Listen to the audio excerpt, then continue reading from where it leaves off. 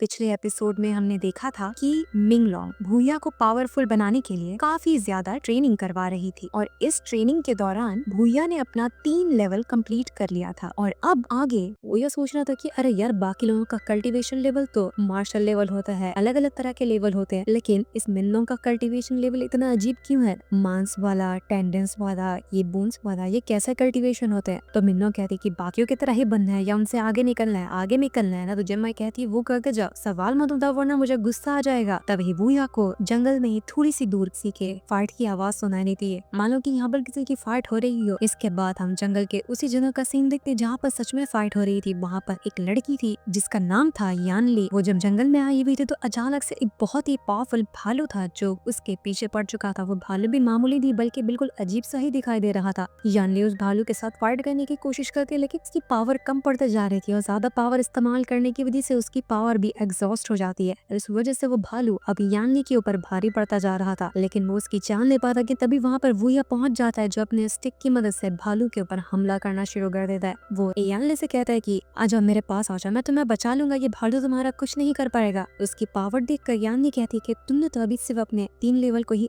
Break through किया है, तुमने तो अभी तक कल्टीवेशन के ढंग से शुरुआत भी नहीं करी हो। तुमने पता है ये जो बीस्ट है ना, लेवल 6 का बीस्ट है, तुम इसका मुकाबला नहीं कर पाओगे, तो मुझे यहाँ से भगा ले चलो, हम यहाँ से भाग जाते हैं। इसलिए वो अभी यहाँ पर उस बीस्ट से बचते हुए वहां से भागने की कोशिश कर रहा था। जंगल को पार करता जाता है लेकिन बीस्ट तो रुकने का नाम ही नहीं ले रहा था। मिंगलोंग जो थी वो ये ऐसे कहती है कि अबे गधे आदमी, तुम भाग क्यों रहे हो? भागो मत, जाके बीस्ट से फाइट करो। तुम्हें मैंने अचार डालने के लिए या भागने के लिए टेक्निक सिखाई, ये कुछ तो सिखाया ना अभी तुम्हें, उसका कम से कम तो इस्तेमाल करो और जाओ बीच से फाइट करो। ऐसे ही भागते रहोगे तो दुश्मनों से भी तुम्हें भागना पड़ेगा और मेरी बात नहीं सुनोगे तो गड्ढे में गिरोगे, याद रखना इस बात को। और वैसा ही होता है। भागते भागते वो या एक खाई के पास आकर खड़ा हो चुका था, सामने बीस्ट और पीछे खाई। बीच में आकर वो या और यानली अटक चुके थे। यानली अपनी पावर को फिर से एक्टिवेट करती है और बीस्ट के ऊपर हमला करने की कोशिश करती है लेकिन कोई फायदा नहीं होता। बीस्ट तो अभी भी बहुत ज्यादा भड़का हुआ था, वो बहुत ज्यादा पावरफुल भी था जिस वजह से उसको हराना बहुत ज्यादा मुश्किल। कोई चारा ना होने पर अब यहाँ पर वूया जो था वो अपनी पावर को एक्टिवेट करता है। अपनी पावर की मदद से वो उस बीस्ट के साथ ही भिड़ जाता है। मार मार कर बीस्ट की तशरीफ लाल कर चुका था, कुत्तों की तरह वो उसको मारता है। इस वजह से लेवल 6 का बीस्ट जो इतना ज्यादा पावरफुल लग रहा था वो 2-4 अटैक में ही वूया के ढेर हो जाता है। वो ढेर भी ऐसा हुआ था कि वो सीधा गिरता है वूया और यानली के ऊपर, जिस वजह से वो दोनों खाई के नीचे आकर गिर चुके थे। किस्मत अच्छी थी कि नीचे तालाब था तो इस वजह से वो दोनों बच गए, वरना तो वाट लग जाती दोनों के। रात को वूया अच्छी खासी मछलियां वगैरह पका कर यानली को दे रहा होता है कि लो इससे खाओ, तुम्हें भूख लगी होगी ना तो तुम अपना पेट भर सकती हो। वो उससे कहता है कि मुझे जरा एक बात बताओगी कि आखिर तुम इतने अकेले इस जंगल में आई क्यों थी? ये जंगल मामूली नहीं, ये बहुत खतरनाक है क्योंकि मैं यही पास में ही रहता हूँ। यानली कहती है कि ना अचानक में ही यहाँ पर जंगल में जितने भी बीस्ट है उनके मिजाज बदलते गए हैं,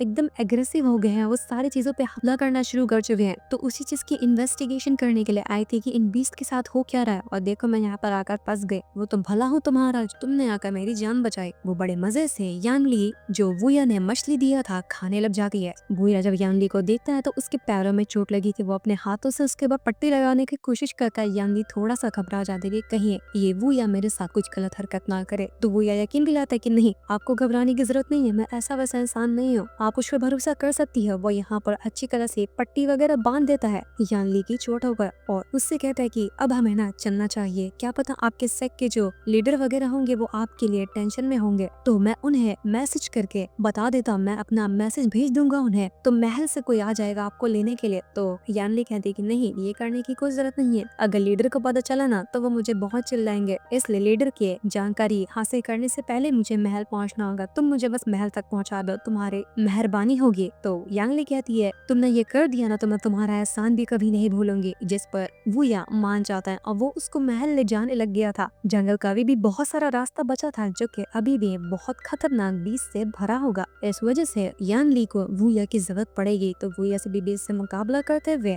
यानली को जंगल के पार करवा देता है। इसके बाद अगले दिन वूया जो था वो सेट की सफाई कर रहा था क्योंकि कंपटीशन कभी भी चालू होने वाला है। तो यहाँ पर हरीना वहीना की सफाई की जा रही है। वहाँ पर 2 और बंदे थे, वो यहाँ वूया को देखकर कहते हैं कि ये जिंदा कैसे बच गया, इसको तो थोड़े टाइम पहले सीधू ने अपने कोड़े से मारकर जान से खत्म कर दिया था, लेकिन देखो फिर भी बच गया, बड़ा ही ढीठ किस्म का बंदा है, मरता ही नहीं है ये। मैंने तो सुनकर रखा था कि वहाँ पर कुछ टाइम पहले जाओ को भी किसी ने मार दिया, ऐसा कहा गया कि बीस्ट जाओ को मारा है, तो वो प्रीस तो इस भूया को भी मार सकता था जबकि ये तो अधमरा ही था, लेकिन फिर भी ये बच गया। बड़ी प्यारी किस्मत है इसकी। कभी वहाँ पर सीतू भी आने लग जाता है अंकल। सुन जो के वो यहाँ पर भूया से कहते कि भूया अपनी नजर छुपा। इसी सीन के साथ ये एनिमे खत्म होता है। उम्मीद करता हूँ कि मेरी एक्सप्लेनेशन पसंद आया तो लाइक और सब्सक्राइब कर देना। तो मिलते हैं अगले एपिसोड में, तब तक के लिए बाय। Thank for watching.